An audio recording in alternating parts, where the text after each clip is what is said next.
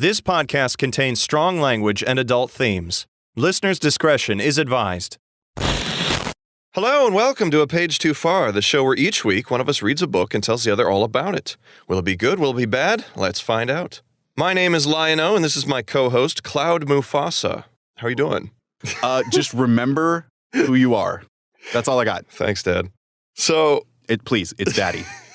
anyways, I really, after the whole Crystal Skull book, I added a shit ton of books to my reading list about vibrations in Atlantis and all this stuff. Okay. But after actually getting through the book and talking about it, I think I need a break. You inspired me with your book about the bear. Oh, no. And I had interspecies relationships on my mind. Okay. I got to be honest, I'm a little concerned. So the book I've chosen this week is called I Married a Lizardman by Regina Abel. Sounds like you're combining the best of both worlds. You got interspecies relationships and conspiracy theories. I wish. It's not quite that Not that exciting. kind of lizard man? Also, the author's name is, I don't know if it's Regine or Regine. It's Regine. Regine Abel, I think. Good enough for me. This is a science fiction / romance erotic novel. Okay. If you couldn't tell Yeah. by the title. Yeah. It was published very recently. It just came out, actually. It was last May of this year. Really? Yep. So this is a lockdown book. This is brand new, baby. Nobody's touched this yet. In all Wow. of the book review circles. No, I am absolutely sure somebody's recorded a review for this book. Oh, absolutely. They probably recorded an audiobook too. So the reason I chose this book is, of course, the title. Right. Obviously. And the cover was pretty great. I'm pulling up the cover now. I want to show you. Ooh, I can't wait. So this is the cover of the book. Oh, wow. Okay. So typical, beautiful girl leaning into the arms of An Argonian.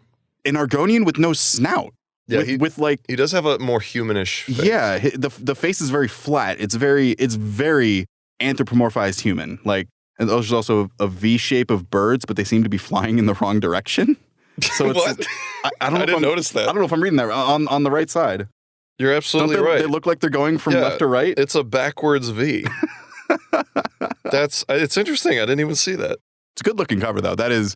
It's not bad compared to some of the covers we have. It's very grocery store erotic novel Yes. cover, except just a lizard man instead of the dude. It's meant to grab your attention. Yeah, totally. And it's very safe and by the books. Yeah. And honestly, I really wanted to get into more erotic novels because they can be very funny. Okay. Yep. They can. But like the Crystal Skulls book, after reading this book, I've maybe changed my mind. The problem is then you have to read erotic novels. Yes, and erotic novels are full of erotica, which is not very interesting to talk about. Right. It's just like They banged. Oh, okay. Yeah, they had sex. Anyways, so there's going to be a big swaths of this book where I'm going to say they banged and move on. Are you one of the people that watches porn for the plot? Yes, I need to be invested in the characters. Yeah, you got to have that development. The beginning, middle, end. To be fair, there is quite a bit of investment in these characters. Okay. So let's jump into it. Off the top, I want to apologize for sounding like shit. I don't know why I sound like shit. I think I'm sick. Anyways. My dulcet tones will more than make up for it. Oh, well, thank you. I Married a Lizardman. We join our protagonist, Susan Jennings, in a farming colony on the planet Materian. Materian. It's a human farming colony. They're all humans there. Nice. Not on the planet, but in the colony. And on this planet Materian, the name Susan and the name Jennings has survived. Yes. Got it. Not very science. You'll find that the names in this book are somewhat lacking. I commend the author for a lot of things, but names are not one of them. Okay. Honestly, when I write, which is never, names are the hardest thing. The colony is a matriarchal society. Ooh, change of pace. Women hold all the power and subsequently own all the land and run all the businesses. Women are running shit, okay? Nice. When a woman dies, the eldest daughter in the family inherits all of the property. Okay, so same thing as a patriarchy, except with the matriarchy. The second oldest daughter becomes the superintendent to the eldest. She basically runs stuff for her. Okay. And in that way, she also secures, because, if the eldest daughter dies, it goes to the second oldest. Right, so she secures her assets and that she knows how to run things. Right, exactly. So it works out for everybody. Yeah. Except the third daughter. Right, what happens to them? So in this society, third daughters are almost discarded. They have no value. They're just seen as freeloaders because it's very unlikely that the oldest daughter and then the second oldest dies. So like the third daughter is usually just married off to make good connections with other families. Yeah, got to build a power base. Right. So Susan Jennings is one of these daughters. She's a third daughter. How original. And she has very little connection to her family. Like very little. They don't love her. They don't really communicate with her that much. So she's not in a great place, right? Susan's 25th birthday is quickly approaching and she is becoming desperate for anything. Just whether that be a husband. Just some change. Right. And marriage is her only way of like right. leaving the colony, going to something better, right? The book begins with Susan walking through the Harvest Fair in search of a kiosk for the Prime Mating Agency. At the fair? At the fair. They just have a kiosk, like a little booth where they try to recruit people to, hire their services. I'm sure that was a thing at some point. There was just a place you could go. Probably. But that's an interesting concept to me. Yeah. Growing up in year of our Lord 2021. But I mean, in the future, it makes sense. Yeah. Because it's only getting more and more difficult to find, like, suitable significant others. Right, especially when you limit yourself like that. Right. So I'm sure matchmaking stuff is going to make a comeback in the future. Yeah. Probably. Yeah. The kiosk is run by an empathic bird-like being called a temern. An empathic bird-like being.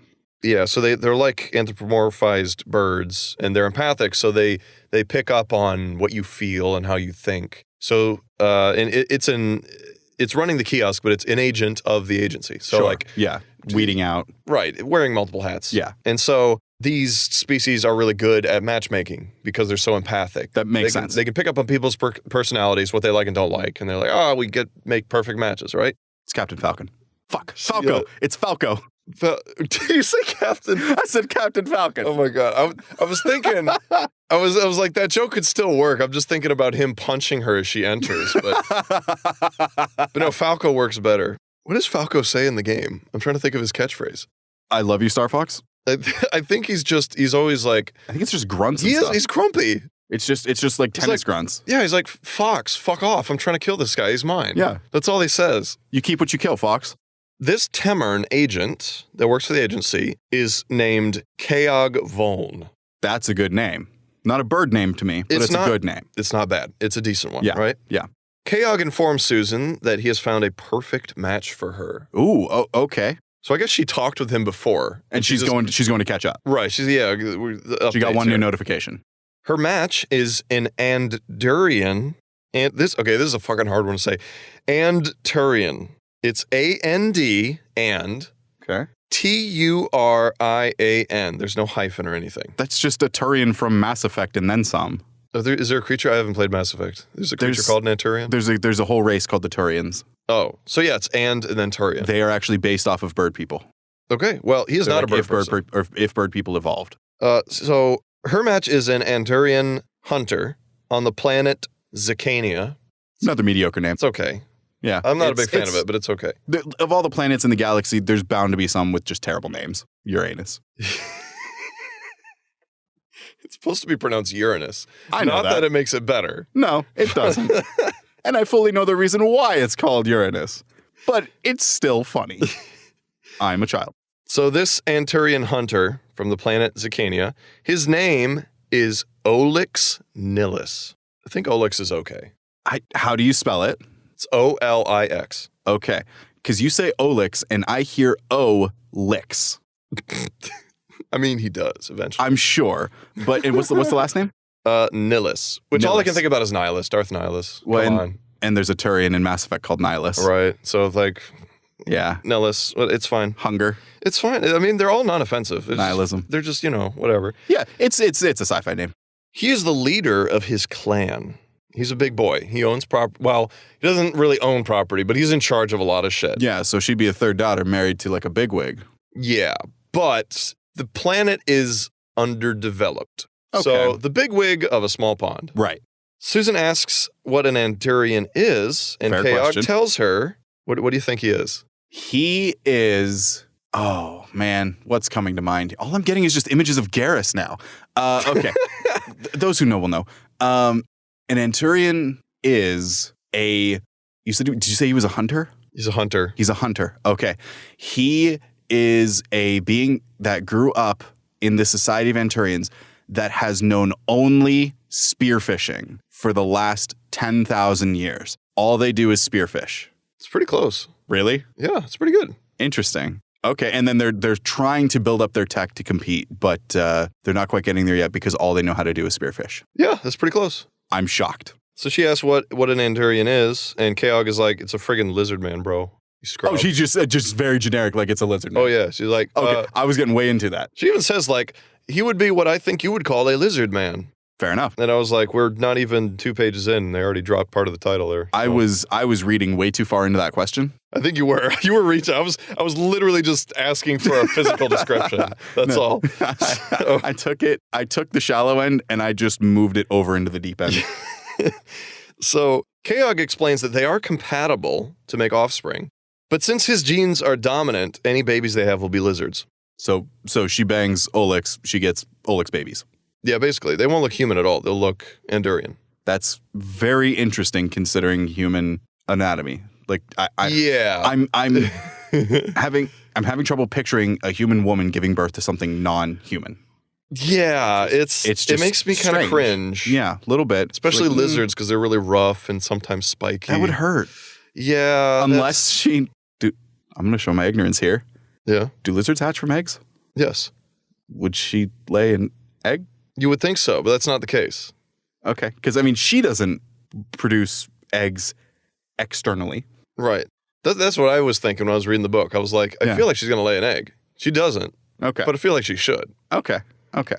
The Andurians are facing famine as foreign real estate developers and venture capitalists are driving the wildlife extinct, and the hunters do not know how to farm. Oh. But guess what? She grew up on the farming planet. The farming planet, Materian. So she knows all about farming. She can help them. Yeah. Isn't that a great... Isn't that cool how that works out? So Susan's knowledge of farming and passion for agriculture make her a good match for Olex. Well, there you go. Naturally. Susan grumbles about having to marry a fugly-ass lizard man. Hey, look, you said you were desperate earlier. I thought you were actually desperate. That's essentially what Keogh tells her. Is like, you're kind of desperate. And look, economically, this is great for both of you. And and also she has 6 months to decide if she wants it to be permanent. Okay. So she can go there, check it out for 6 months and come back. It's not like a 90-day fiance thing. Exactly. But they are like legally married during that period. Okay. So because they both went to this service looking for a match. Right. They have to legally marry right away, and then they have 6 months to get an annulment. Okay. Right? Okay. Very love comes softly. So Keogh just assures her that we do our job very well, and you are a perfect match, even though you may not see, it doesn't seem like it. He doesn't seem attractive. He seems brutish, and the place seems very primitive. But trust me, after a few months, you'll love him. He'll love you. It'll work out great, right? Fantastic.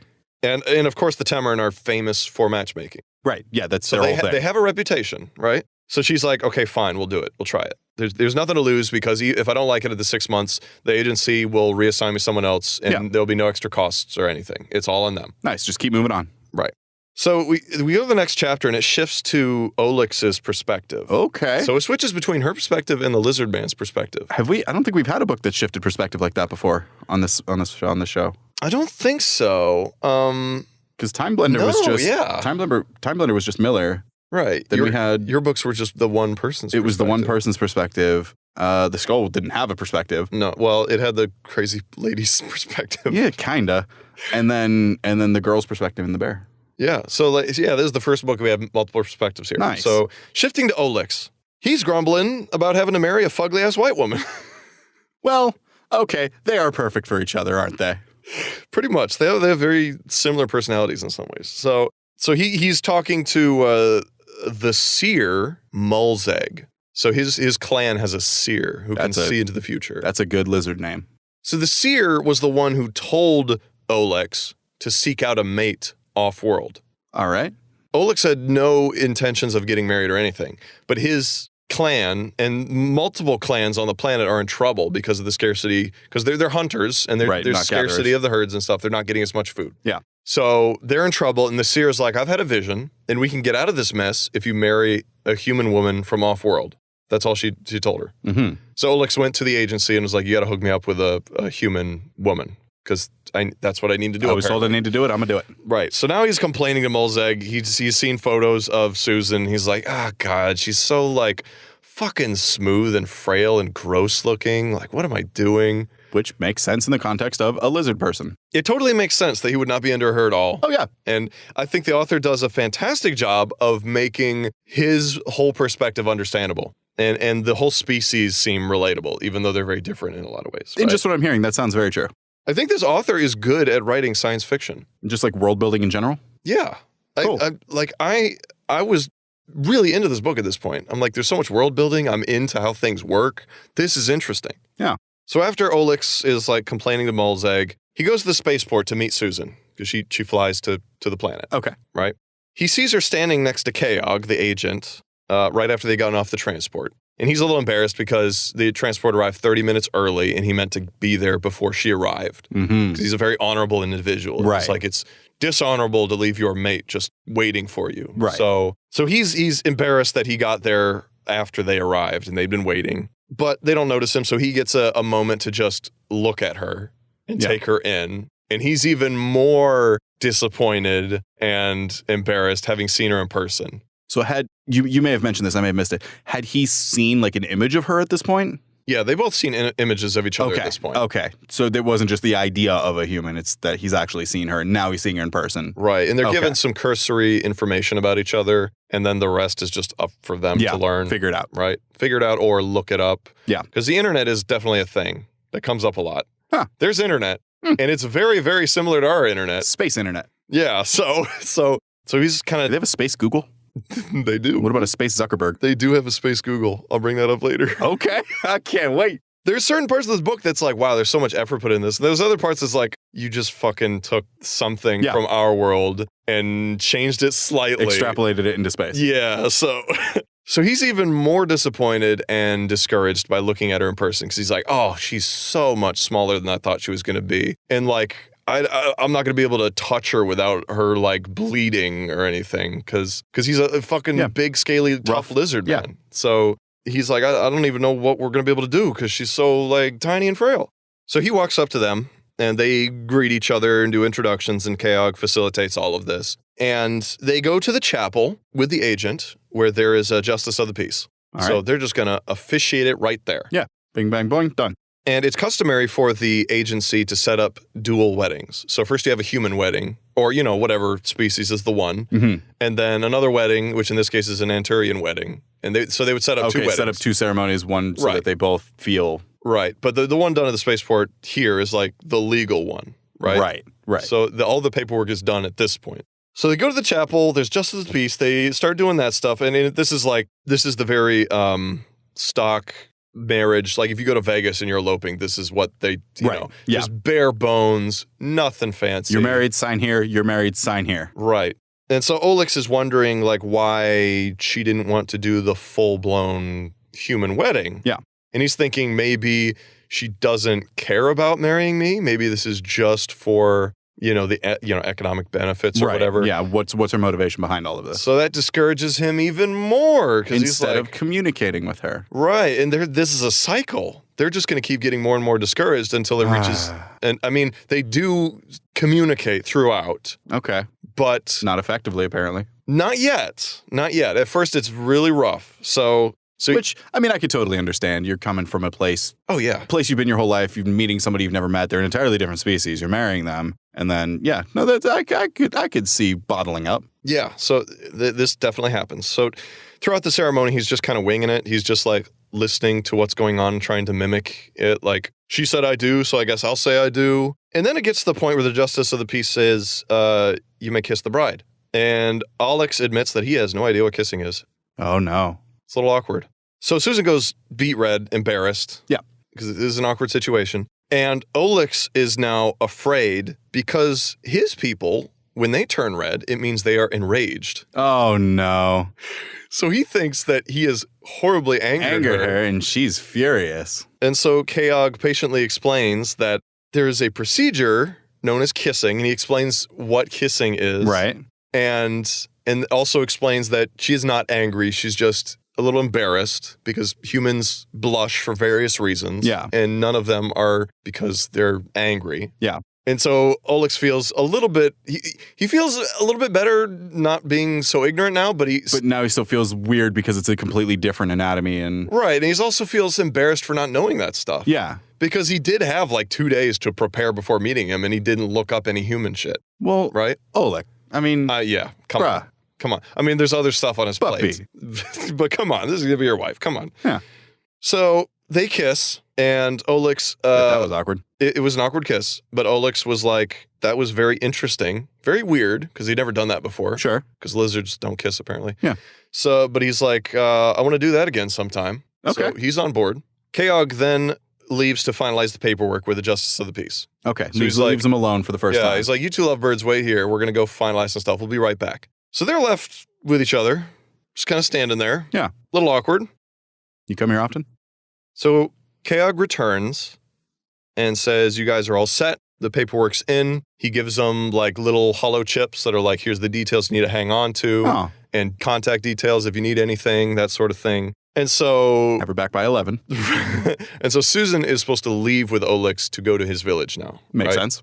So Olex is like, I'll carry your bags, what bags she has. She has other stuff coming, but it's going to take a couple days to ship. Yeah. So she just has a necessities bag. So he picks it up for her, being a gentleman, is like, here, follow me to our transport. And all of the transports have been, Star Wars transports. They're anti-grav, surface to atmosphere transports. So they leave the spaceport and she sees a great big old monster of a beast. Ooh. Literally. This is not a transport. This is an animal. Okay. Based on the fact that they don't know how to farm or gather, that makes sense. Makes sense. And they don't have a lot of technology. Yeah. So that totally makes sense. Yeah. But she didn't really think about this. Culture shock. Yeah. So she's like, oh shit, this is different. Beast is called a Maraca. Don't like it. I don't like it either. It's a shit name. And they will be riding it to Manku. Don't like it. The Andurian village. I don't know whether to say Andurian or Andurian. I think Andurian. I'm just going to say Andurian. It's easier. Yeah, it sounds good. So, Andurian village. Andurian just sounds weird. So this animal, this... Maraca. I forgot it, and you reminded me. That's not good. I was waiting to make a Kellogg joke for Keog, but just never got there. And this Maraca looks cross between a rhinoceros and a razorback. Very rough. Razorback gorilla? No, that's a silverback. It is a silverback. What are you talking about? What's a razorback? A razorback is a hog. Oh, like they have those in Australia. I've heard. Okay, I've only ever heard that in context of a razorback, like warthog. I've never heard just a razorback. Yeah, so so it looks like a warthog mixed with a rhinoceros. That's a cool image. I dig it. It's a cool looking animal. Needs a better name. Unfortunately, it has. Shake it and see if it sounds like it's holding beans. Unfortunately, it has like a really rough ridged spine with like bony protrusions and stuff. She's gonna sit side saddle. Well, she stops Olex and is like, "Yo, I can't fucking ride that because it doesn't have a saddle or anything. He's just riding it bareback." And he's like, "Yo, I can't ride that because it will fuck up my vagina." Yeah, a logical concern. And so Olex is visibly frustrated by this because he's like, "Oh, fucking." Because, like, all the lizard people have no problem riding it. They have scaly protection. And he's just frustrated because she's so fragile. Yeah, this is the thing he was worried about. This is confirmation bias. Yeah, so he's like, fucking, fine, wait here. And then he goes back to the spaceport. He's honorable enough not to verbalize any of his frustration. Yeah, he's internalizing it. She can tell. Of course. But he's not rude to her ever. He's just like, just wait here. I'll be right back. And so he leaves. He goes back and Keog sees him coming back and seems to have read his mind because, of course, he's empathic. Yeah. Wonder what the range is. So he comes out with a seemingly like rough saddle that he has prepared ahead of time. Why didn't he do that in the first place? I don't know. But anyways, I mean, we needed that twist. We needed the drama. It's true. You have to build the tension. Yeah. And so he comes out with this rough saddle, hands it to Olex, and this is back to Susan's perspective. So Susan sees them discussing, and Olex seems to be kind of venting to Keog a little bit. Again, makes sense. Like, bro, this is fucking ridiculous. And Keog seems to be pacifying him. Like, wait, hold on. It's worth it. Just give it a couple fucking months at least. Come on. Like, the fate of your people is at stake. At least a day. So he pacifies him, and Olex returns with a saddle and affixes it to the creature. very begrudgingly because he's like, this is not right. I shouldn't have to put a saddle on my magnificent beast. Beast of burden, might I add. Yes, but they have a very oneness with nature, so there shouldn't be anything. Yeah. The beast should move you because it wants to, not because you're saddling it and stuff. Mm-hmm. So they begin their ride back to the village. Not back to, but they're riding to the village. Yeah. The Monku It's back to the village for him. Yes, back to the village for him. And along the way, he's, talking about the landscape in his world, trying to educate her. Yeah. And showing her landmarks and like, this is an important landmark because on our hunts, we come through here and we stop here and that sort of thing. Nice. And so he is very gentle with her and she soon figures out the rhythm of the animal. Okay. And so she's riding in front of him. So she's resting her back against him and is very comfortable on the whole trip. Yeah, he's a very nice guy, very gentle and caring and thoughtful. Well, for the most part. Yeah. And so they arrive at the village. Oh, I forgot. The creature's name was Haju. That's what he named it. Haju the Maraca. Yeah, it's not important, but I thought it sounds that was a good vaguely name. racist. It's like, what? Haju? Why is that racist? I'm just thinking of Haji from Johnny Quest. Oh, I forgot. I made a note of this, but back when he saddled the animal, before they even left, I think they each sensed each other's frustration, and then Susan lays out this whole speech about, we are two strangers united by fate. We have committed ourselves to each other, and as long as we communicate and keep an open mind, we can overcome anything. And it seemed to come out of nowhere because she was of one mindset where she's like discouraged and not communicative. And then she says this, and then afterwards she's discouraged and not communicative. So it feels like it comes out of nowhere. Yeah. It feels like something that would be near the end of the book. I imagine Keyorg's on the side just going, my name's Fate. Yeah. So he gives that speech. They get on the animal. They go to the village. When they arrive at Monku, Susan sees the elegant stone and wood structures that blend with the natural environment. This is nice. The village. Yeah. So like it's very much like a marriage between natural and society, right? Yeah. As like a garden village. Very, very picturesque. Waiting for them there are hundreds of Andurians. Oh, because he's the bigwig. Yeah, he's the boss. And they're all waiting for him to bring back his bride. It's a big, big deal. So they're all there waiting for him. And she makes a mental note of, if not for the various coloration of their scales, she would have no way of telling them apart. Which, again, kind of makes sense until you learn the distinctions. Right. And except for the obvious size difference between male and female. Okay. Yeah, again. There is a bit of a size difference. But like females don't have breasts. Right. But yeah, again, makes sense. Right. So, and she also, somewhere along the way, she talks about, she studied she studied the Andurians pretty thoroughly. As much as she could. So unlike Olex, she did the work. Did fucking research on the trip. Man, good for her. And she researched anatomy. Naturally. You want to see what you're dealing with. And she mentions that she is very grateful that Andurians' tails cover up their butt cracks. Okay, sure. Fine. And also that males' penises are retractable into their body. Also fine. I have no problem with either of those things. Oh, and the Andurians are like naked. They don't wear clothing.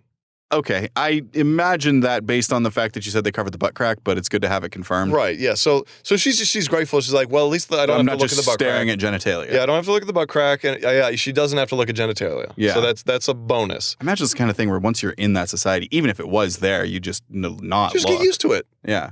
I mean, it's just the way it is. They're a different species. I would imagine it's looking like any fucking lizard. It's just like, well, it's a different thing from me. Yeah. I'll just get used to it. I guess it's different if your intent is to bang that thing. Maybe. Right? Maybe. I don't know. I'm not the authority on this. Olex jumps off the beast and then helps her down very gently. Oh, nice guy. Again. Yep. And then he loudly introduces her to everyone present. Like, hey, everybody! This is Susan! Hi, I'm Susan. I can't get used to the fact her name is fucking Susan Jennings. It had to be Susan. It's so fucking lame. Hey, if there's a Susan Jennings listening to this show, I'm sorry, but also write us in. Write us in and change your fucking name. It's boring as hell. Anyways. There goes Susan Jennings. It was nice having you while you were here. Yeah, every time someone says her name, I'm just like, fucking Susan, Jesus. Okay. So it sounds like a name that the author wrote intending to change it and then just didn't. Yeah, it was a placeholder or something. Yeah. And so he's like, everyone, "This is my new wife, Susan Jennings from the planet Materian." And everybody is making these, like, hissing noises, which to Andorians is very, like, happy. Okay. Happy hissing noises, and they're thumping their tail on the ground. Aw, it's like like doing the dog thing. It's like applause. Yeah. So they all seem to, I mean, they're all just ogling her. Well, yeah. Because they're familiar with humans, but they're like, this is the human. the human that is going to be living here Yeah. and mating with our clan leader. Yeah. Which is weird. Yeah. And so, but they all seem to be very happy that they've come back, or that he's come back with her, Right, and to right. meet her. And then immediately two Andorians run up, and Olex introduces them as Ymir and Luped. Ymir is his mother, Luped is his sister. Oh, nice. So the queen mother Yeah. and the princess sister. So Yeah. And so they say they're very happy to meet her. They're very excited. And then they hurriedly grab her and run her to one of the buildings, saying, "We have to get ready for the ceremony." Gotta get ready for that banging. Well, not that, just for the ceremony, just the marriage ceremony. Oh, okay, Because remember, they had one wedding. Right, yeah, But but what they have to have the But what about Andorian second wedding? wedding. We've had one. Okay, God damn. So What about second wedding? what about second wedding? So they rush her off to get her ready. As soon as they get into the hut, they start stripping her clothes off. Naturally. Because they're a naked race. Right. They're like, and she's not about that. they're like, oh, what the fuck is this shit? Get this fucking shit off. What's modesty when breasts mean nothing? Right. And then she stops them Yeah. and is like, please. I'm not ready for that yet. But yeah, from my culture, it is a very bad thing to not wear clothing. It is very immodest, and some would say immoral, to show yourself naked to anyone other than your mate. So please, I have come prepared with clothing specific for this ceremony. And so she pulls out flesh-colored lingerie. That's very thoughtful. It is very thoughtful. She is read up on this shit. Yeah, that's good on her. Yeah, perfect. I mean, it's great. So she strips down, and she feels very, very uncomfortable because they're just watching. They're ogling. Yeah. More. Because they're like, breasts, what the fuck? Yeah, I honestly, if I was in their situation, I can't say I wouldn't do the same thing where Nope. if somebody comes in with a different anatomy, I'd be like, what? And Andorians have scales that cover up their vag, and she doesn't. Oh, okay. So they're like, dear Lord, She's just flopping in the wind. an exposed clitoris. Like, they're just aghast. Yeah. And so she undresses and then puts on the lingerie. Okay. And they're very happy about this. This is great. Yeah, looks good. You still look naked, but you're not. Awesome. And so, I'm sorry, that's just a great image. which, a lot of men probably think that. They're like, lingerie, awesome. Oh, you look like you're almost naked, but you're not. Awesome. So they immediately start painting her body with multicolored tribal paints. Oh yeah. And in swirls and patterns and all that. She doesn't know what any of that means, but yeah, but it's important. they paint her down, and they are kind of at a loss at what to do with her hair. Mm-hmm. Lizard They're like, people. Yeah, they're like, we don't even know what to do with this. We don't have hair. And she's like, it's okay, I came prepared for this too. And the lizard people have what you might call hair. It's kind of like scaly quills in their head that they're very short. Okay. So she has these like metal circlets that she binds her hair with to make it look like she has these little quills. Oh, nice. Again. Yeah. Awesome. Yeah. She's a very, like, I don't know if I'd say great character. She's a very thoughtful character. She might be my favorite protagonist so far. Oh, absolutely. I mean, if we're comparing to the other books, absolutely best protagonist by far. And we might be hard pressed to find another one that surpasses her, I think. Yeah. I don't know. That bonus episode that's coming up got a pretty good protagonist. Yeah. So she clamps her hair and fixes it to look like these weird, like, dreadlocks. And the Anturians are overjoyed. Nice. They're like, this is awesome. Because she is making such an effort to fit in with our culture, even though she is at such a disadvantage, right? That's awesome. Yeah, they're loving her. The mother-in-law and the sister-in-law is just loving her. She makes some, like, when she's binding her hair, she makes some mention about Vikings. And I was like, I'm sorry, I thought this was science fiction. How does she know what Vikings are? Later, it talks about Earth being a real thing. So I'm like, wow, this is news to me. So apparently all humans are from Earth. And we've just expanded. Right, we're just expanding in the universe. It is Mass Effect. They haven't lost any of their colloquialisms from Earth. Okay. So that was a little weird to me. I like my science. Generally, I like my science fiction to not have any connection to Earth. Unless it's The Expanse, in which case that's the fucking best show ever. Never saw it. I'd recommend it. So anyways, she makes a mention about Vikings, and I was like, what the fuck? Oh, I guess Earth is a thing in the human culture. So anyways, the ceremony takes place in the plaza, so right in the middle of town. And the mother and the sister escort her to the ceremony. Nice. And everybody is there, and it's kind of like there's a bunch of benches and stuff that are set up, and cushions and stuff that are set up in a circle. So they will be doing the ceremony in the center. Okay. Yep. Right? Yep. And there's some kind of like podium out there or something like that with like weird artifacts on it. So wedding stuff. She's being let out, and all of the lizards are sitting around, and they're all like kind of thumping their tails, like more quietly than before, but like thumping their tails and like chanting musically. And she sees Olex along with 2 other male Andarians escorting him to at the same time to the center. Father and brother? No idea. Oh, okay. I think they mentioned one of them, which is like his cousin. I don't think they mentioned the name. I might have missed it because he does have like some friends and cousins that play a part in the story. But at that point, I don't think, because she doesn't know them. Right. So I think it just glances over that. And you assume we'll learn it later. Yeah. The whole wedding ceremony reminded me a lot of like Catholic weddings, where there's like various ceremonial things they do, and they're speaking in their mother tongue, not the universal. Okay. She's been like quote unquote English, whatever universal is for them. They started speaking in their own tongue for the wedding ceremony. So it's I was thinking of like Catholic weddings where they speak in Latin. Yeah. You have no idea what the fuck is going on. You know what to do because you've been doing it yeah. for so long. You don't actually know what it means or whatever. Right. So it's very much like that, where they're just doing stuff know what it means. And she's winging it and just doing what Olex does. As the ceremony continues, the seer brings out a branch. Okay. And starts beating them with it. Okay. So they're holding hands like tightly. Right. Like if you were going to shake someone's hand, that's how they're kind of holding each other's hand, like very tightly. And he starts by beating their joined hands. And she's like, oh, that kind of stings. And so he works his way up the arms of Olex and then starts working up her arms. Mm-hmm. And she's like, this fucking hurts. Yeah. Because these lizard people are way stronger than she is. And they have scales. So they can beat the shit out of each other with branches and they don't feel it. And Olex doesn't feel it at all. Yeah. So the seer starts beating Olex's side and back with it. Ooh. And she's like, oh, no. Oh, hell no. So she kind of grits her teeth. But even still, as soon as the seer strikes her on the side, she like almost screams with the pain. And she's like, ah, what the fuck? And she drops, she lets go with her left hand. Oh, no. That's the ceremony. That's it. She said, I don't. And you have the intuition because Olex starts yelling. And he's like, no! What have you done? And he is panicking. And the seer is kind of panicking too. And everyone in attendance is like, oh, shit. Well, hey, maybe warn someone of your wedding traditions before getting married right away. I mean, I'm surprised in her research. Like, she knew some of the wedding traditions, but not all of them, apparently. Well, I mean, you got to keep something secret. And honestly, probably in this fictional world, it probably differs from tribe to tribe too. But I can't fathom a ceremony like that where you wouldn't tell the other person what's going on. Right. I feel like that's on him. Yeah. They're freaking out. Yeah. Olex is like, I can't believe you've done this. And so they start saying that she broke the circle.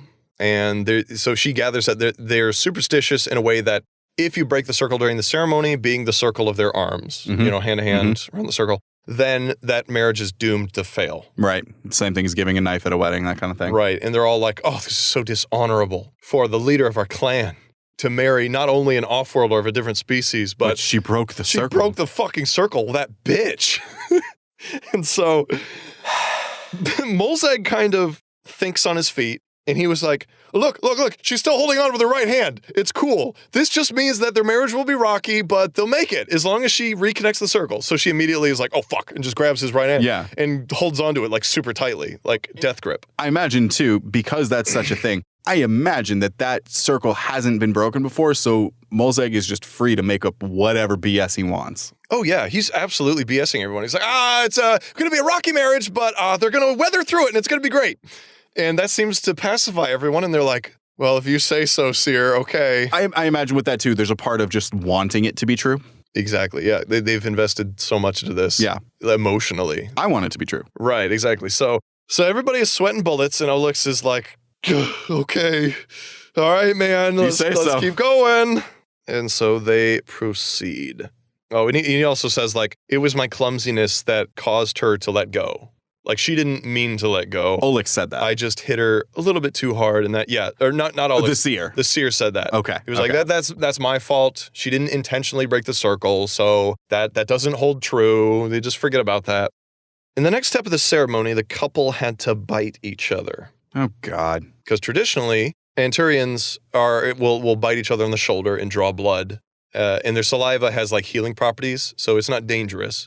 To them. To them. But yeah, to them, they have to bite and draw blood from each other. So Susan can't do this because her teeth are blunt and they can't not do the meant scales. for biting. Right, exactly. The seer pulls out a blade, like a knife. Good improvisation. And Olex is like, you have to stab me in the neck.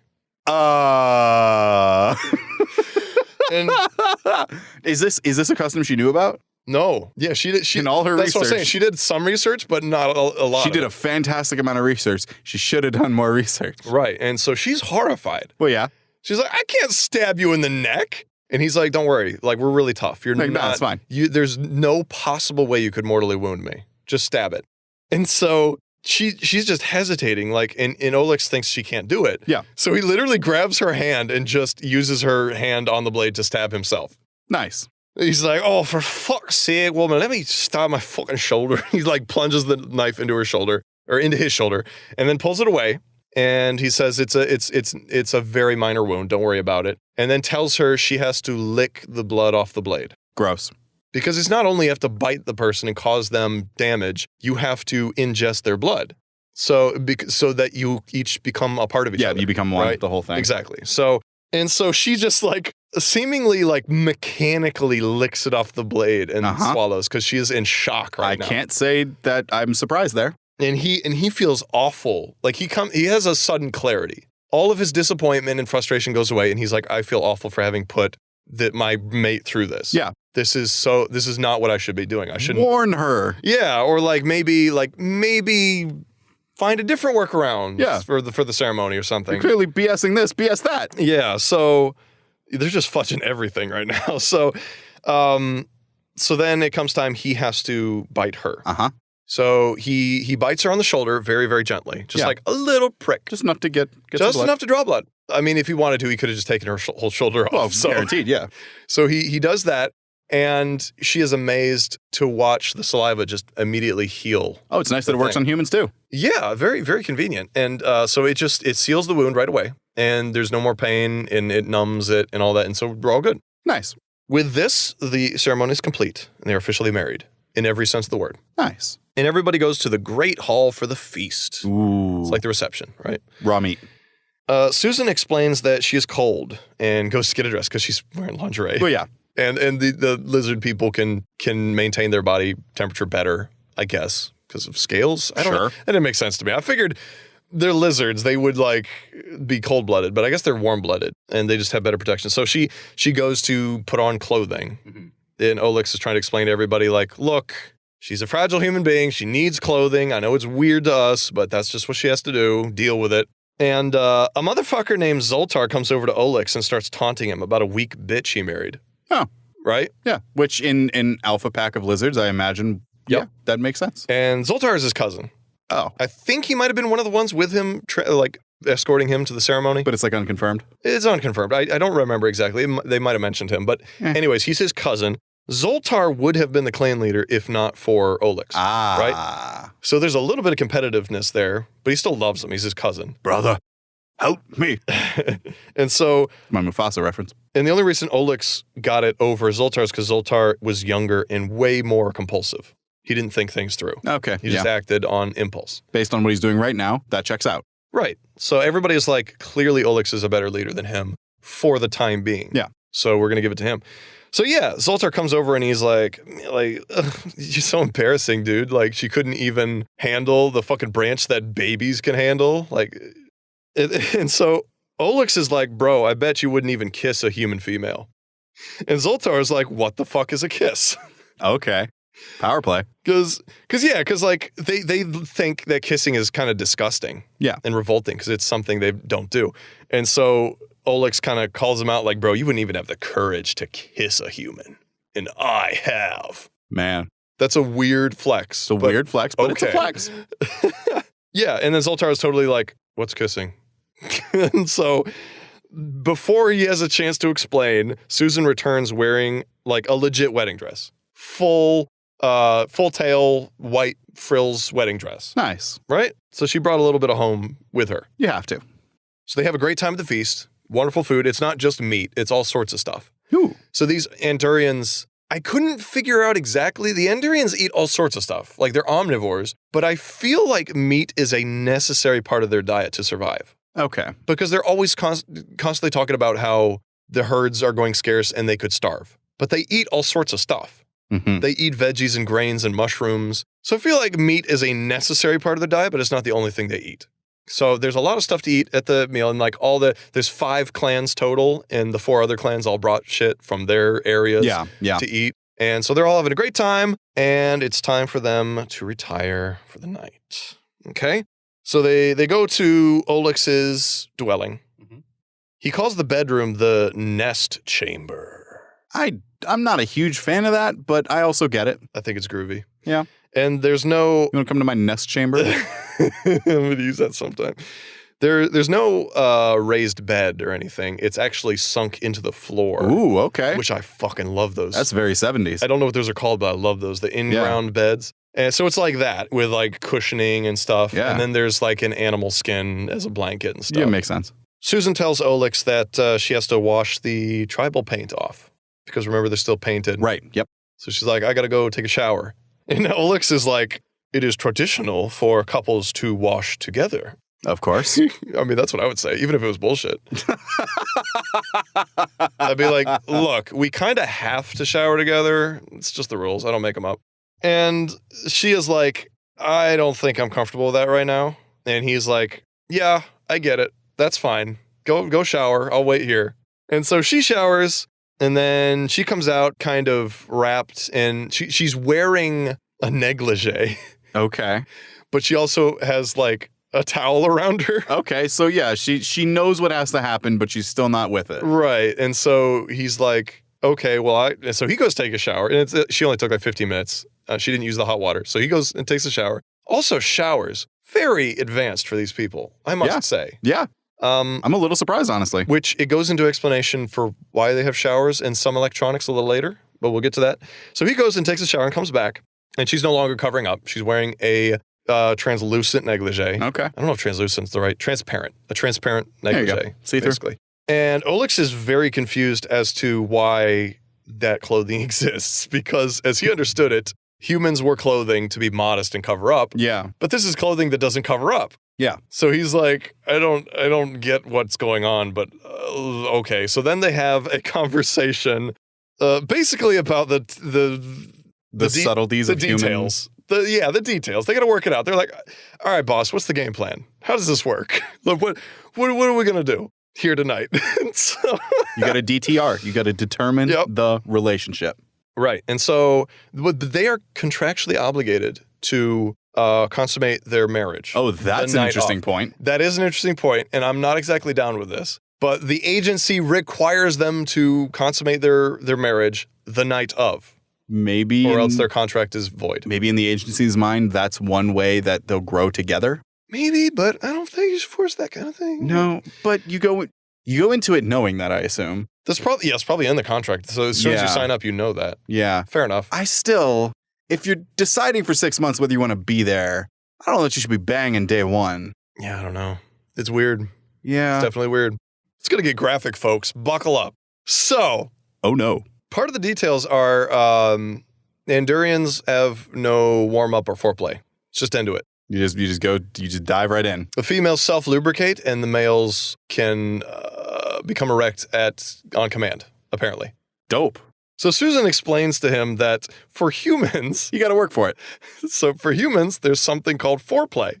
And Olex has no idea what this is or what's it about. So basically, there's a bit of time where she teaches him how foreplay works. Yeah. Which involves a lot more kissing and touching, right? Yeah. And he's into kissing, thankfully. Nice. So he's down. So they do foreplay for about half a chapter. Okay. And they're both getting into it. There's a mood in the air, and they are into it, right? And of course they are compatible. mechanically, Right. or else they wouldn't have been matched together. Right. So it works out, and the rest of the chapter and the whole next chapter is they're banging hardcore. Wow. So I'm just gonna graze past all that. That's there's not a whole lot to talk about. It's just hardcore fucking. Okay. So Okay. this is where the erotic comes into erotic novel, right? Yeah.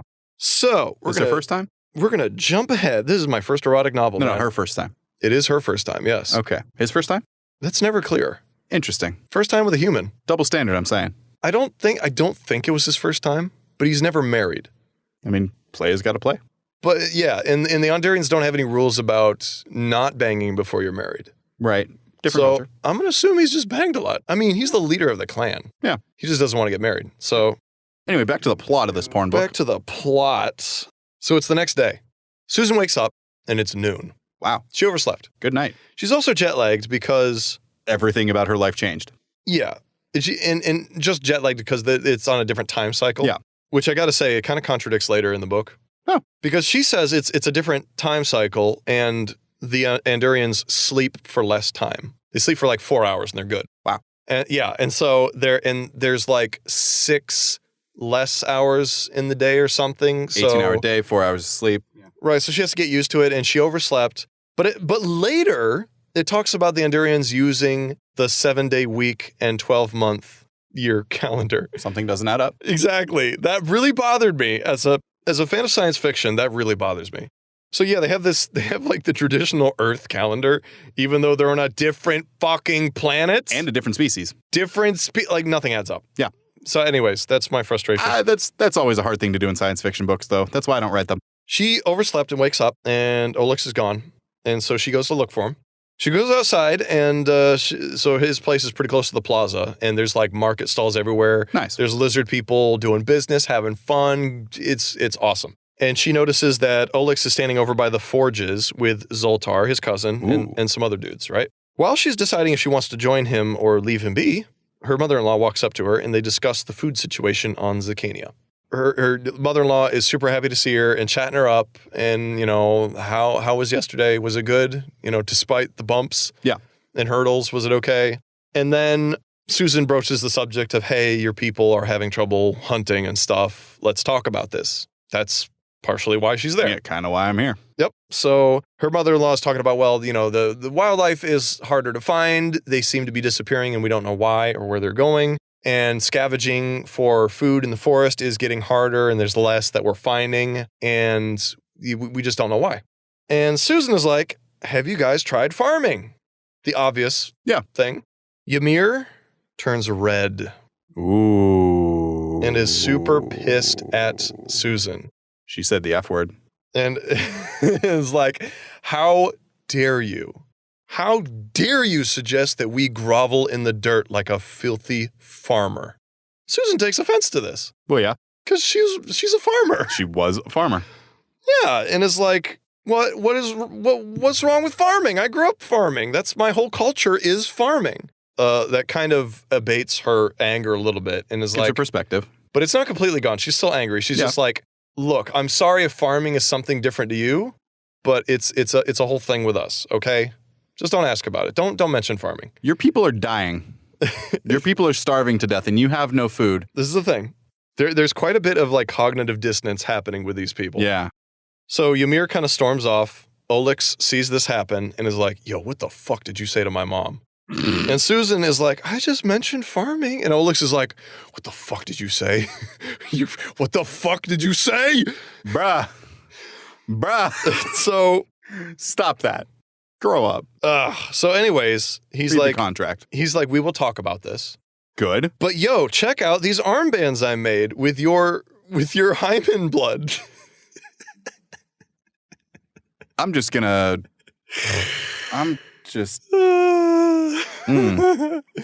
So I don't like it. During copulation, of course, her hymen broke. Uh-huh. And she bled. Uh-huh. He collected the blood and saved it. And then in a jar or what? On a towel.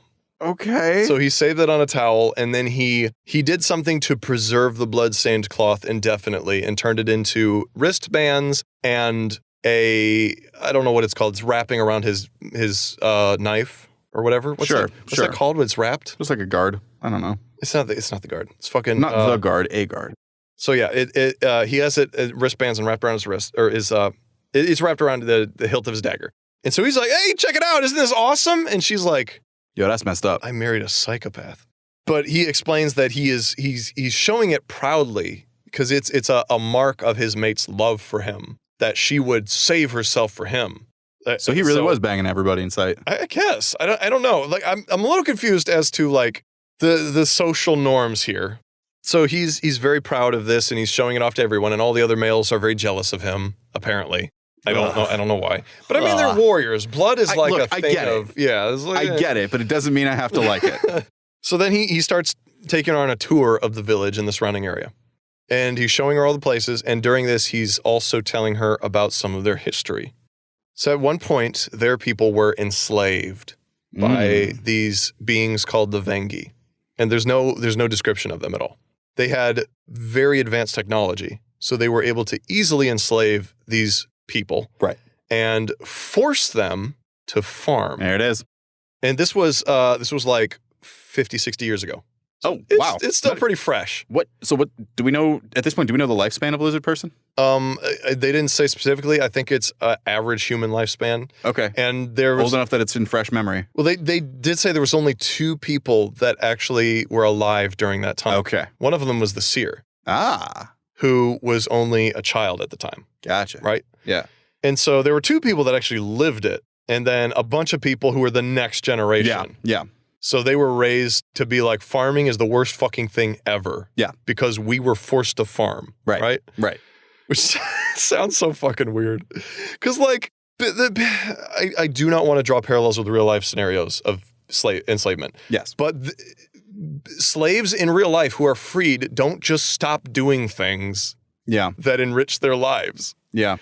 Like, that's not a thing. Yeah. Like, you don't stop farming and getting food for yourself because you were forced to do it.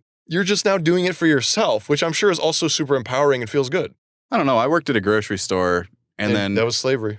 After I stopped, I never went back. I haven't been in a grocery store since. That's true. You haven't. You're fucking weird.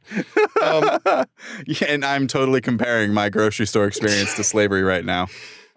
So I don't get this problem they have. Mm-hmm. I mean, I get it, but I don't get it. If we're mixing it with like, I'm getting like not like a caste system, but like a feudal Japan kind of a thing where almost samurai-esque, where honor is the biggest thing. They're a warrior tribe. And they have been feeding themselves just fine, just hunting. They don't need to farm. Yeah, but recently. they've been decreasing the population and overhunting and killing everything in sight. So it's obviously not working. But I could totally see how if you were subjected to one specific thing and that was the thing that you had to do, and then you broke out of that, however you did, you wouldn't want to go back to that thing. I can be with them if that one thing wasn't food. Yeah. The one thing you can't live without. Yes. If it was anything else, shoemaking, shirt making, just general production, writing, anything. Yeah. Doing a podcast. So he does like a little bit of the history of that, and then once she understands, he kind of just ends the conversation with that. Mm-hmm. Just like, okay, well, now you know. Don't bring it up again, ever. Or I'll fucking divorce you. And now she's like, that's yeah, why she's I'm like, here. oh, great. Well, that was like the biggest motivation for me to come here was to teach him how to farm. Well, I can't do that. We're going to bang, and then I'm going to leave in 6 months. So he shows her around, and towards the outskirts of the village, there are these 2 buildings that Susan notices. And she's like, what are those 2 buildings? They look kind of run down and not maintained. And he said, those are remnants of the buildings that our people had to keep the farming tools in and stuff. All right. It's empty. It's empty. There's no tools. No tools. It's just empty. I was totally picturing her like getting a set of tools, going out there, making a mini farm, and then showing them, hey, this isn't so bad. We can stop right here. You have successfully guessed the entire plot of the rest of the book. Wasn't hard. Easy to see where it's going. And I'm still excited for it. So she's like, yo, can I like put some stuff in there? And Olex is like, stuff. What stuff? My stuff. And she was like, well, you know, I have some stuff being shipped here from home. And it's pretty much all farming equipment. But I promise I promise I'll keep it in the building. I mean, it's my stuff. I just need somewhere to put it. Yeah. So he's like begrudgingly like, okay, so if You gotta keep it somewhere. if you promise not to pull it out is where anyone could see it, that's fine. Just keep it in there. That's what my last girlfriend said. After the tour, after letting her, telling her she could use the buildings, they go home and they bang again Nice. in the shower this time. Oh, I've been told banging in the shower is not a good idea. I've heard that as well. Haven't tried it. Haven't felt the interest. The next day, all of her farming equipment arrives, and she moves it into the 2 buildings, right? Nice. So inside the buildings, she starts potting seedlings. Ooh. So she's doing some farming on the down low Mhm. inside these Mhm. buildings, right? Luped, Olex's sister, shows up and offers to help her do her thing Oh. and like build shelves for her. and Just stuff. on her own? Yeah, because I mean, she's not like, she's being very discreet about it and she's just doing it for her own Yeah. business. So like, Lupa doesn't care. She's like, oh, well, I if mean, you want to farm, I guess I if can you help you. want to do that, as long as you're not shoving it in my face, that's cool. But I'll help you, do All right. stuff. Good look at Luped. Yeah. So Lupa tells Susan about, I feel like it's a setup, but she tells her about how fucked their economy is. Yeah. And it's not only scarcity of game, but there's also other businesses encroaching on stuff they do. So like they can't defend or whatever. They Right, don't have the technology. They can't sell any of their goods because they make trinkets, jewelry, weapons, that sort of thing. Yeah. And they can't sell it because these other businesses are making artificial replicas. Yeah. Yep. And marking down the price, right? Yep. And so she's explaining all this, like, okay, we're not only starving, we also can't make money. And so Susan is like, all right, well, that's another problem I got to deal with, right? Yep. Put that on the docket. Hard cut to Olex on his tablet at home, Googling how to kiss better. Nice. I'm absolutely serious. Just hard cut. He's typing away how to kiss humans. Nice. This is a guy who wants to get busy. Yep. And so while he's doing that, as happens to everyone, he makes his way to a porn site. Oh boy, okay. And looks up human porn. Please don't get your sexual knowledge from porn. That's not a good idea. No. It's not a good message. People don't bend that way. And he is horrified at what he finds. Oh, thank God. Because porn. Because it's horrible. Yeah, he's like, people do that? They pee on each other? What the fuck? Gross. And so he's kind of horrified, and he's in the middle of doing this, and his buddy cousin Zoltar kind of pokes his head in. And is like, great, this guy. And he's like, hey, bro, supper's ready. And he's like, oh, yeah, I'll be there in a second. And he like fumbles with Will, we've all been there. I know, it's so relatable. So he tells them dinner's ready. They go to the Great Hall, and they eat. And then they go back to the place again, and bang, again. I think if I was in the situation, I'm going to keep putting myself in Olex's shoes. If I was in the situation and married a lizard person and then was looking up lizard person sex and just found a site of lizard person porn and you walked in, I wouldn't try to cover it up and be like, yo, look at this. So what were they doing? Well, isn't that crazy? Look at that rascal. Look at what he's doing. Just look at what they're doing there. That scallywag. Oh, man. The next day, everyone is relaxing. So they have a weird schedule where they work 2 days and then they have a day off. Okay. Which kind of flies in the face of the 7-day week. A little bit. Because that doesn't unless they don't hold. Why would they have a 7-day week then? My rudimentary understanding is that the 7-day week mostly exists for religious reasons. Yeah, the weekend. To have a weekend where you rest. Yeah. So, but she just says like, they work 2 days, they rest a day. They work 2 days, they rest a day. That's how they do. Interesting. Yeah. So everybody's relaxing. It's a relaxing day. And Susan and Olex spend the afternoon at the beach. Oh, they have a little beach. This is basically a beach anime episode. I don't have to talk about it because that's what it is. Okay. And Olex tells her a little bit more about the Vangi and how they poisoned and destroyed the soil with their farming technique. I mean, they're slavers, so they're not going to give a shit about preserving the soil. So farm, get what they can, move on. Right, exactly. So at a point, he gives her permission to like farm right outside one of these little sheds. Oh, you can do this for you. Yeah, because she had the whole spiel about like all of your vegetables and stuff to eat here is great, but I miss potatoes and watermelon. I love all those foods, and I want to have those foods, and we can't import them. And so he's like, okay, I guess you can grow what foods you want to eat. Aw. And that's fine. I don't know why. I like Olex. Yeah, he's pretty solid. Olex. He's pretty solid. Yeah. I keep saying aw because in my mind, they're an adorable couple.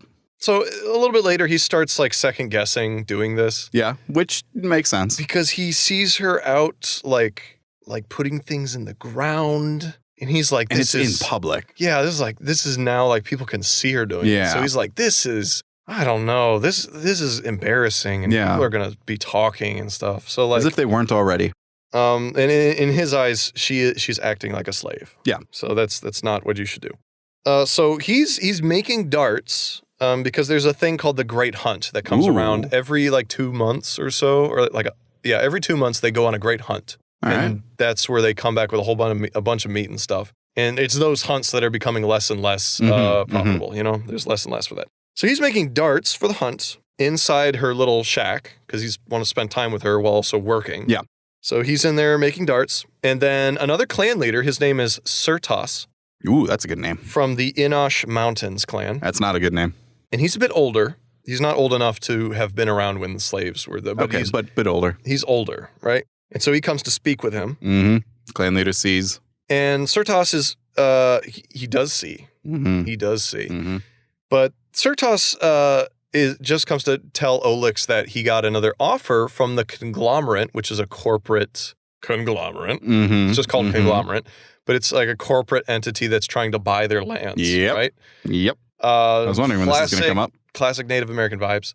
And but they don't want to sell at all. Right. But they don't have food, so they need money to buy food, and the only way to do that is to sell or lease their land. So Olex comes to tell him that the conglomerate has given him another offer that he won't be able to refuse unless the next hunt is successful. Is it his horse's head under a blanket?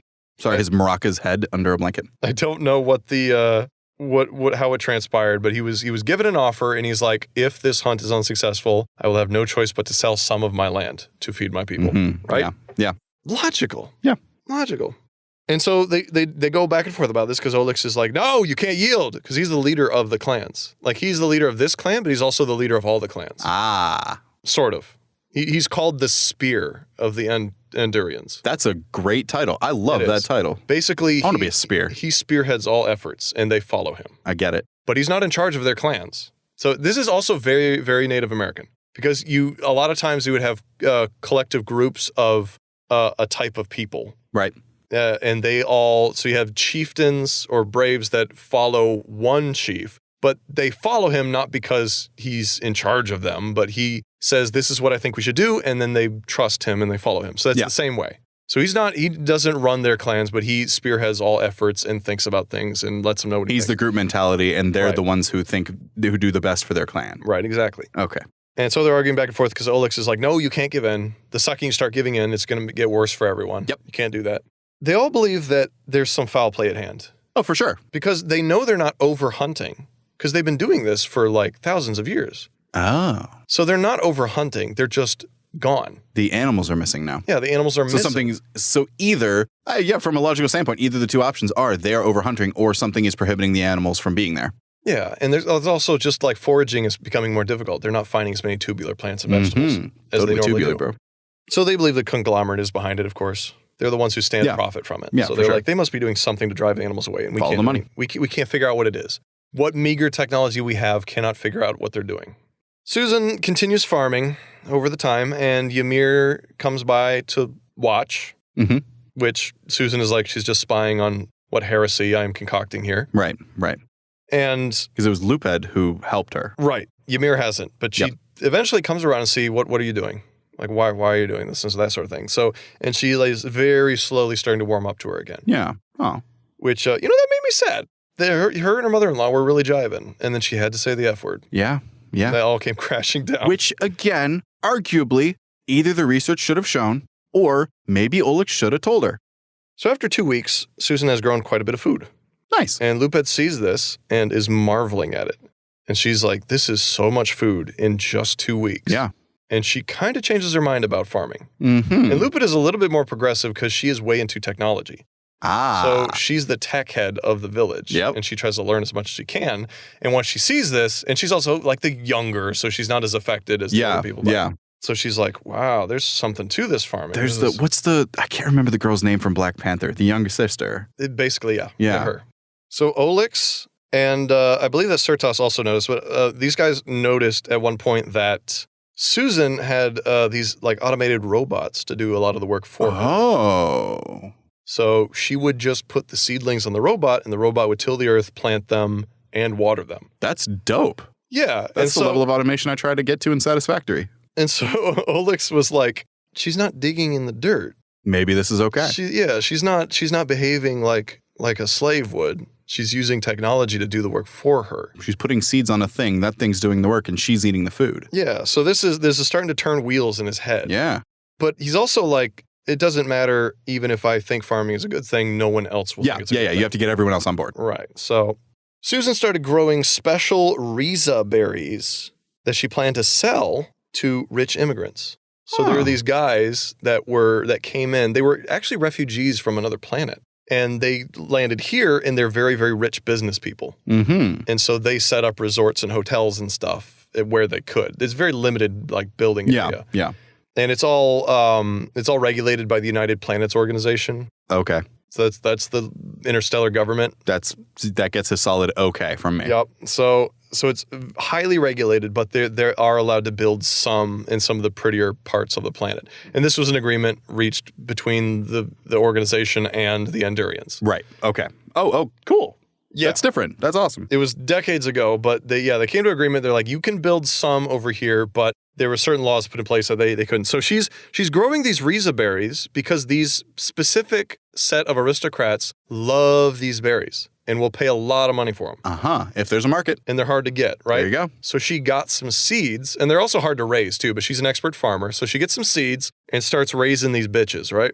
And once a month, they go to a market, like a spaceport market, where they bring all their goods and they sell stuff. And that's how they support the village, right? To market. So they're all loading stuff up to take to market. She's loading stuff onto a transport because her crates of goods are too much for the maraca to carry. Oh. So she starts loading a transport, and she also lets some of the elder Endurians ride with her that can't ride maracas too well anymore. Good for her. Yeah, so she lets them ride with her. And while she's loading, there's a commotion at the plaza. So she runs there. Her husband has returned with a hunting party. Nice. They had been gone for a couple weeks hunting. Okay, good timing. Or bad timing. I mean, and, well, the hunt was not good. Uh-huh. Not a good hunt. Who could have seen that coming? Yeah, so now... So it all rests on market. Mm-hmm. On the market. So she takes all the stuff to the market. On the ride, there's a little bit of drama mixed with bonding between her and her mother-in-law. Okay. Because her mother-in-law went with her to help her. And she got permission from them to help, like, sell stuff at the market. What's the real reason you're marrying my son? Pretty much. She's like...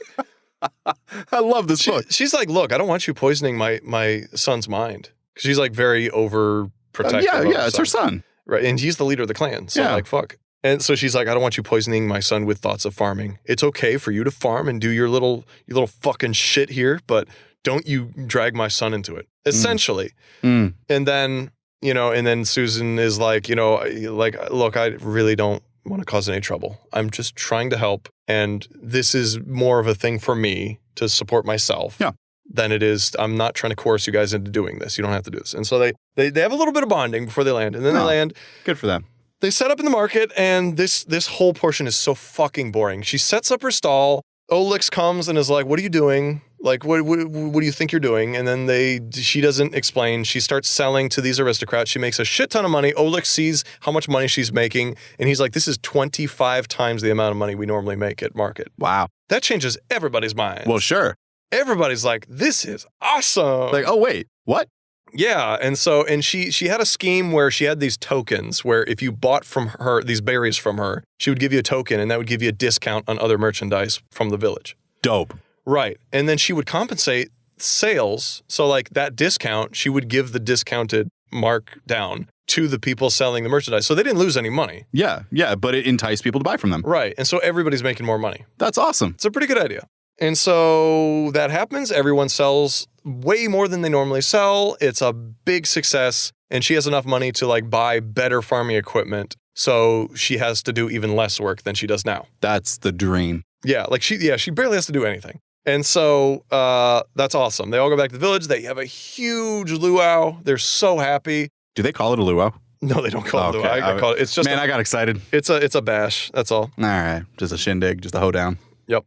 Afterwards, when they get back, Olex and Sirtus go straight to her little farming building, and she has been like storing all of her produce and stuff. And they're like, there is so much fucking food. She would not be able to eat this if like in a month. There's so much food. If she just ate her own food. They're thinking something's up now. Yeah, they're like, there's so much. Well, I mean, in a positive way. Well, yeah. Something's up. Like, oh, she's actually trying to feed us. Yeah, they're like, this is incredible. She effortlessly produces enough food for everyone. Yeah. With this little plot of land. And so, that's, Good for you, Susan. They're Get a... Fuck, she's still named Susan. I hate it. I hate her name is Susan. That's why I said I had to say it. And so they're starting to turn more to the light side. It's getting there. But they do argue a little bit more about the validity of farming. Sure. I mean, look, there's no argument. It's still anti-culture. Yeah. But it's better for everybody. It's better for you. And better for Olex, it's better for them. Olex is still like, because Surtas, I think, is like full on board now. He's like, oh, look, we have no choice. We either die or we just do what she's doing. And there's no dishonor in doing this because we are protecting our people. That's where the honor is. Good guy, Surtas. Yeah, he's the only one with a head on his shoulders. And Olex is still like, look, you don't have to convince me anymore. You have to convince everyone else. Yeah. We're still stuck. That's the whole problem. We're still stuck at this point. Yeah.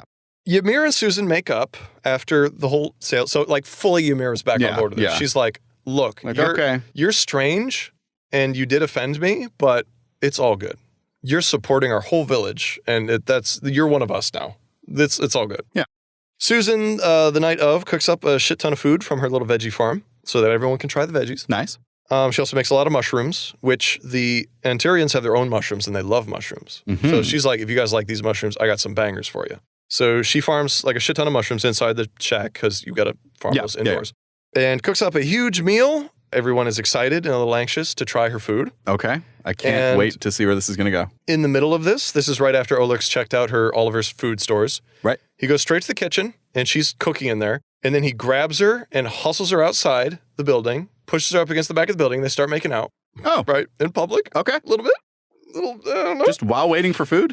And then in the middle of it, they're both like, we can't do this now. After dinner. Which, of course, makes sense. Yeah. And then so they go back in. How did you even start? I don't know. It was weird. Olex, anyways, buddy. they go back in. She finishes making food. They all have the feast. And it is a massive success. They love her mushrooms. There you go. And all of her food. At this point, I'm like, stuff is going so well. I want someone to fucking die. Yeah. I want something bad to happen. Yeah, I've been waiting for the pin to drop this whole time. So that's awesome. And then after dinner, they rush home and have violent sex on the kitchen table. There you go.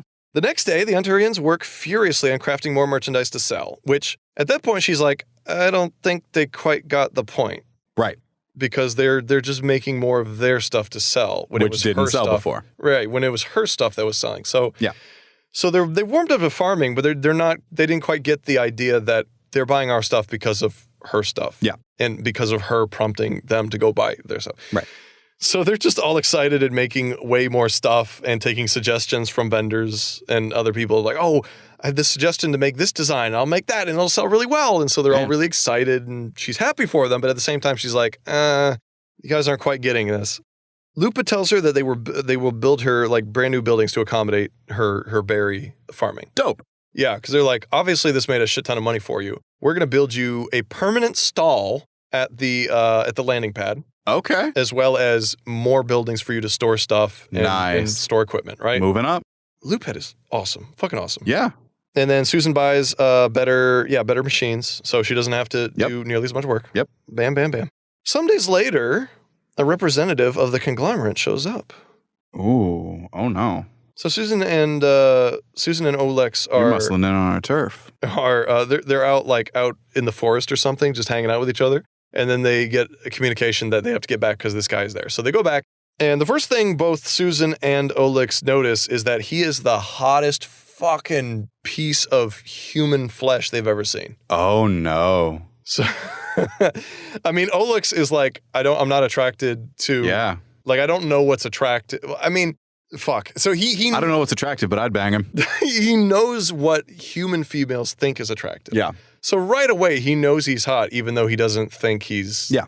He doesn't have any opinion. He's just like, I've seen enough literature from humans now, because he's now done a lot of research, that I know that Susan is going to think he is really hot, probably. Susan thinks that like, oh, he's really hot, and if I didn't love this lizard man so much, I probably would have been more vulnerable to his advances or whatever. Yeah. But she got that lizard dick. Yeah, so she's not really having any of his shit. He shows up and he's like, look, you guys are selling illegally and we're going to sue you. Oh, okay. Right? And both Susan and Olex, who have been, Susan has done a lot of work on the local laws because she wants to push the conglomerate out of the territory. Mm-hmm. And they've been doing a lot of shady shit. So they've allowed the production of replicas of their stuff, which is because they're illegally claiming it's genuine. Right. So they were like, you can't do that anymore. So they filed a complaint with the United Planets Organization or whatever. And they're like, look, they're doing shady shit. We want you to come in and change this. Yep. And so the conglomerate comes and says, you're selling illegally. We're going to sue you. Because technically, Susan doesn't have a right to sell. Right. Mm-hmm. The only people that have a right to sell are those who have licenses with the conglomerate and the Andurians. She is neither. She does not have a right to sell. Right.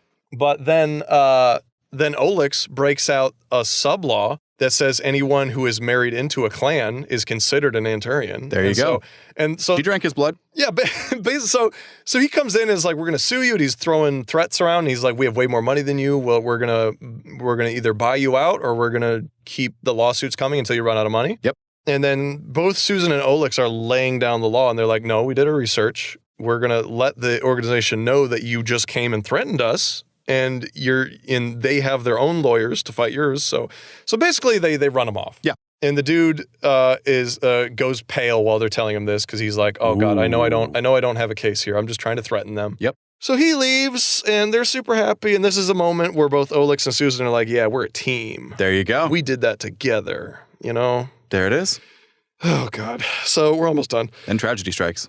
Oh, the guy's name was David Lord. Doesn't matter, but whatever. His name was David Lord. Just the worst name. Yeah. Almost, I don't know. That's not worse than Susan Jennings, but it's there. It's very meh. After the guy leaves, Olex and Susan gather everyone in the Great Hall to update them on the situation. Right. Yeah. Yeah. So they're like, look, they came and threatened us, but we're in the clear. So don't because they also gathered people from other clans. And they're like, look, tell your people not to worry. Because they might try and muscle out the other people. Right. The other clans might sell out. So in the following weeks, Susan keeps selling her berries and shit is blowing up. Nice. She is making so much money. And a lot of the other vendors are actually getting, they're like leaving. Oh, because there's no... Right. They're no soaking reason. up the business. Yeah. Right? That's awesome. Susan then broaches the subject of farming with Olex again. Mm-hmm. And is like, look, I have an idea. We use all of these empty lands to farm because the soil is so amazing, but you guys don't have to do anything. We'll hire people to farm. Oh my God. And Olex is like, but we're a peaceful community. Everything's open. Nothing's locked up. We don't have any security or walls because we're a community. We're a tight-knit community. Yeah. If we bring in foreign people to farm, they're going to take our stuff. They're going to take stuff. They're going to ruin our culture, which is immediately what I thought. I was like, that's a terrible idea. Yeah, for sure. And Susan was like, no, here's the trick.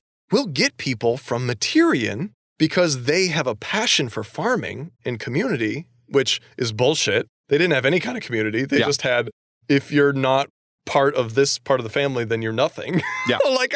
So I'm going to guess here. She wants to look out and specifically hire third daughters, fourth daughters. Yes! That's exactly what she says. There we go. The people who don't have an interest at the home place. You're psychic. Yeah, she said, we'll take all of the... Maybe I should write this book. We'll take all of the children who are not wanted. Mm-hmm. And they will have a home with us. Yep. And they will have all the knowledge necessary to farm. We don't have to train them. So they're both like, this is an awesome idea. Let's let the rest of the clan know, right? I tried this in my D&D campaign. Do you know what happened? No. The Thieves Guild blew up the inn. Oh, no. Yeah, it was really sad. They think that's a great idea, and they're going to go through with it. So the conglomerate, and it ended up, they dropped the lawsuit. Nothing happened. There you go. Nice. So, and they started moving people from Materian to the planet Zicanian. All right. To start farming, right? Sometime later, Susan is with a group of Andurians collecting roots in the forest, so they're foraging, and she decided to join them because she wants to learn more about the local fauna and stuff. Yeah. But while she's with the group, she notices that some of the roots and stuff have fungus on them. Oh. While she's gathering them, some of the Andurians would come up and say, it's no good. That's no good. We can't harvest that yet. And she's like, what are you talking about? They're big and ripe. They're like, no good. and she notices their nose are like twitching weirdly, and they're behaving weirdly. And they're just passing up all of these roots and stuff that's on the ground that has the fungus on them. Yep. And she's like, so she takes pictures of the fungus, she takes samples, she analyzes it. And when they leave, she says she starts feeling like it's affecting her as they're leaving. So sometime later. Mm-hmm. Yeah.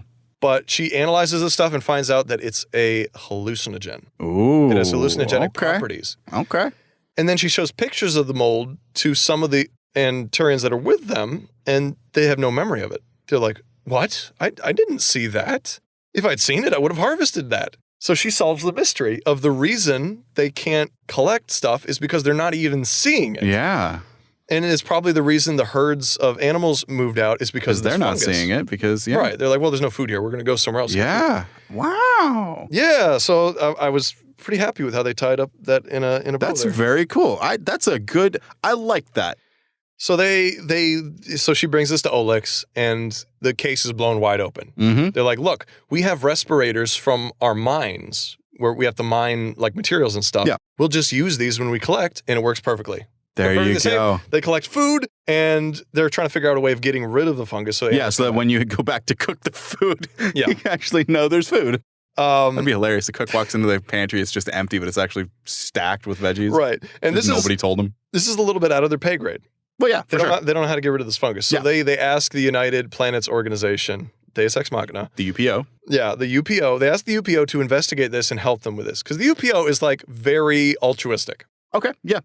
Unrealistically so, I'd say. Yeah, seemingly. There's like zero bureaucracy. One more time. There is zero bureaucracy. I got you in your head. There is zero bureaucracy. There you go. And they are seemingly altruistic in every sense. They want to take care of native species and native peoples at every turn, right? So they let the UPO know. The UPO is like, all right, we'll work on this. It'll take some time, but we'll work on it. The UPO's investigation found out that this was an invasive species of fungus. Okay, that makes sense. It was not native to the planet and was brought there by someone. And at that point, they start investigating the conglomerate for doing that. The obvious source. Right. I don't think the book ends before they actually come to a conclusion whether or not it's the conglomerate, but whatever, it was them. Yeah. Who cares? And they start using technology to get rid of the fungus. So nice. the animals start coming back, right? Nice. So when the fuck is something going to go wrong? That's what I'm saying. You might ask that, right? So far, I think has anything gone wrong? Really? No, everything's been great. Yeah, there's been interpersonal conflict. There was a slight moment where I thought it was going into like a law drama. Yeah, when the corporate guy showed up, when David Lord showed up, that immediately went away. Yep. So, anyways, everything's going great. We have a bit of a time skip. Okay. Is Zaltair gonna? No, Zaltair's cool. Okay. He's like cool with everything now. Oh, okay, cool. Yeah, I really thought he was going to be an antagonist, but no. I did too. He's not. But I'm going to stop guessing. Time skip. This is like almost a year later. Susan is pregnant. Oh. And she's talking with, and a lot of things have changed. So at this point, the fungus is gone. Everything's back to normal, but nice. even better than normal. Because now there's a human community. There's like a human village. Right, in between all of the 5 clans. They just set up a little human village, and then they farm out from that and then transport stuff to the different clans. Yeah. And then the clans pay them, right? I'm going to pause you here for a second. Was there a time when she stopped wearing clothes, or had she been wearing clothes? Because I was fully expecting some kind of... No, she's always been wearing clothes. Okay, I was fully expecting some kind of like, she's grown used to living with the Anturians and now the people are coming up, so... Right. She's always been wearing clothes, but she shows more skin. Sure. So just like booty shorts and a crop top. Yeah. Stuff but like that. I was fully expecting some kind of like drama because now she's surrounded by people. Oh, that would have been good. Yeah. That's what I was expecting this to go. There's no interaction between her and another human for the rest of the book, even though they're everywhere. Great. So yeah, and some of the Anturians are marrying into the human population. Oh, dope. And they're all happy with it. That's more cool. weird lizard babies. I was hoping for some racist undertones when those people moved in, maybe. Yeah, I mean, I guess you meet one and that person's cool, then the rest of them are cool, right? Sometimes it's just not that way. I don't know. But this book doesn't have a lot of meat to it, honestly. No. This is a comedy podcast, please remember. The seer tells Susan that, I saw you in the vision, and I wasn't sure even if you were the one to save us, but it turned out you were, and I'm super happy about it. Oh. Yada, yada, yada. Time skip again. She's in labor. Okay. And I forgot his name, Olex. Olex is just outside nervous because he's like, Anturian births last like 10 minutes. Half a second, Yeah, yeah. 10 minutes. Like it just happens. And this is stressing me out. And then a little lizard baby's born. And they name him Geico. Geico. Geico. G-A-I-C-O? Gayko. Literally Geico. Because Okay. it's Kagan, the agent Yep. that helped them. Yep. With like, they just took the N off and rearranged the letters. Not good enough. No. So they name him Kago. Geico. Geico. I can't speak. And then I got you. that's the fucking end of the book. Did that little lizard kid... That's the end? That's the end of the fucking book. I was going to make like a guy called Lizardman joke. That would be great. But no, it's, they have a baby and she's happy and the end. But nothing bad happened. No, the only conflict in the book was what people think about her. Right. And what she thinks about herself, probably. And what she thinks about her husband. That's Yeah. it. That's it. What? There's no other significant plot other than we're What? starving, which we never actually see them starving. They're Yeah. like, we are going to starve, but Yeah. they're never actually short on food. No, they fix it before it becomes a real problem. Yeah. And all their problems are solved. But you can't do that. So I'm going to say this.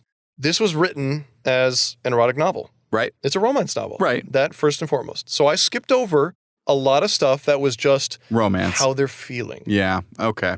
So it may seem like a shitty story, but to certain people, this is not. Right. And that's kind of the... And I'm not going to call it a shitty story. I will say this author does a very good job writing science fiction. I could agree with that based on the summary. To a point. Yeah. About halfway through the book, I think she gave up and just took stuff from modern real life Right. and just plugged it in, which is fine. That's not the point of the book. But the world building at the beginning, I really enjoyed. There was no characters that I disliked, Mm-hmm. which was nice. It was a very positive book. It was a very Yeah. easy read. It seems like it. It did bother me that there was really no major conflict other than her fitting in. Right. Which is a big conflict. It but is. would you say it was enough to sell the book on? I mean, to me personally, no. I would have to. Once we get to the rating, I'm going to give it 2 ratings. Yeah. 'Cause Okay. It's for okay. for different people. It's Yeah. not for me. Yeah. Right? Yeah. And we realize this. But so I think people, if you're into science fiction and you're into erotic romance, this is probably right up your alley. Okay. You'd probably really enjoy this. For me, who is not reading it for the romance, and there's not enough sci-fi and not enough conflict and not enough like nobody is in physical danger ever. Not enough meat. Yeah, there's like nothing for me to really concern And at the same time, myself too with. much meat. Yeah, a little bit too much meat in some places, but yeah, I mean, obviously this book is not written for me, Right. Right. and I think it's very obvious that it's written for women, and I really don't want to be sexist in any way. This is just my understanding, but I think that the concerns the main character has in the book is the concerns that modern societal women have. Sure. It's trying to find purpose and trying to be useful to people, especially your significant other, Mhm. who seems very capable. While trying to find your own voice. Right. It's all of that, and that's Yeah. struggles that modern women have to go through in our society. Yeah. And then some. So like, this is definitely not for me because the whole time I'm thinking, why the fuck do you care what they think of you? Just tell them the truth. Right. Tell them they're going to fucking die if they don't embrace this. Right. Which is why I'm not a sensitive person. Yeah. So Yeah. so that's just the differences between people. So I think this was definitely written for someone else, not me. So let's move on to the rating. So we here at A Page Too Far have a rating system. We've explained it a little bit on past episodes, but to keep it succinct, the lowest score that we can give is Toilet Paper, which is, it is garbage. Absolute terrible book, only worth the paper it's printed on, if that. From there, it goes to a shampoo bottle, something you pick up to read because there's nothing else. Then IKEA manual, which is interesting, but maybe there's a few pieces missing, something like that. But, hold your attention. More like competent, but not entertaining. Yeah. Something like that. Yeah. And then there's a Kindle pick, which is, it's worth owning, but, don't look too far for it. Digital copy's fine. And then there's a hardcover, which is like, buy this book, own Instant this book. classic. Yep. Great. Absolutely. So out of that system, you said you're going to give it 2 ratings. Yes. I think that my personal rating, I think would definitely be IKEA manual. Okay. I think this book is very competently written for what it is.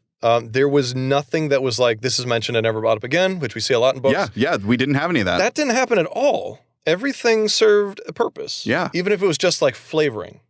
I honestly, I didn't notice that as we were going through. That kind of raises my opinion. Like, yeah, it's very competently written. I dare say it is well written. There is like not a lot of fat in this story. It's very good for what it is. I keep saying for what it is, but it honestly, knows what it is. For what it is. Yeah. It is good. But yeah, me personally, it's IKEA manual because I was not that halfway through the book. I just got so bored that I was just like wholesale skipping certain scenes. Yeah. I would go to the end of the scene and be like, nothing significant happened and it didn't come up again. So like the market scene was very, very by the numbers, but it was very long as well. And it was just coloring her interaction with people and Olex seeing that and getting more of an insight into her personality. Yeah. So it's a lot of stuff that doesn't pertain to my review, but is absolutely competently written. I would say if you're into science fiction and erotic romance, this is definitely a solid Kindle pick. If you really like it, you might want to buy a physical copy. But I would guess that, Kindle pick is fine. It is a good book for people of that audience. Okay. Yeah. And that's the thing. I mean, we realize here that every book is somebody's favorite book and not every book is for everyone. We totally realize that. We take that into account too. So if you have any questions, concerns, comments, you can email us at apage2far at gmail.com. It's apage2far, TOOFAR. Check us out. We have our socials up. We finally got those up and running. We have already. We're doing this, man. We've got the Twitter at apage2far, Instagram apage2far, patreon.com/apage2far. If you can donate on Patreon.